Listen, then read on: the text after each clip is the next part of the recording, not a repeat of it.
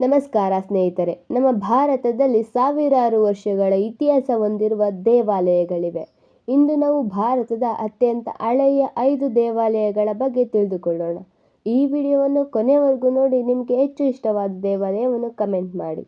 ಮೊದಲನೇದು ಶ್ರೀ ಜಗನ್ನಾಥ ದೇವಾಲಯ. ಇದು ಪುರಿ, ಒಡಿಶಾದಲ್ಲಿದೆ.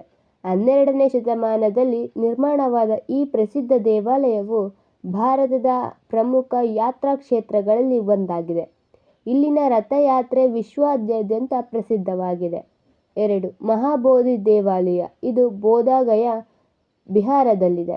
ಭಗವಾನ್ ಬುದ್ಧರು ಜ್ಞಾನೋದಯ ಪಡೆದ ಸ್ಥಳದಲ್ಲಿ ನಿರ್ಮಿಸಲಾದಂತಹ ಈ ದೇವಾಲಯ ಬೌದ್ಧ ಧರ್ಮದ ಅತ್ಯಂತ ಪವಿತ್ರ ಕ್ಷೇತ್ರಗಳಲ್ಲಿ ಒಂದಾಗಿದೆ. 3.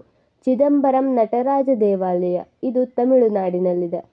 ಭಗವಾನ್ ಶಿವನ ನಟರಾಜ ರೂಪಕ್ಕೆ ಸಮರ್ಪಿತ. ಈ ದೇವಾಲಯವು ಸಾವಿರಾರು ವರ್ಷಗಳ ಇತಿಹಾಸ ಮತ್ತು ಆಧ್ಯಾತ್ಮಿಕ ಮಹತ್ವವನ್ನು ಹೊಂದಿದೆ. 4. ವಿರೂಪಾಕ್ಷ ದೇವಾಲಯ. ಹಂಪಿ, ಕರ್ನಾಟಕದಲ್ಲಿದೆ.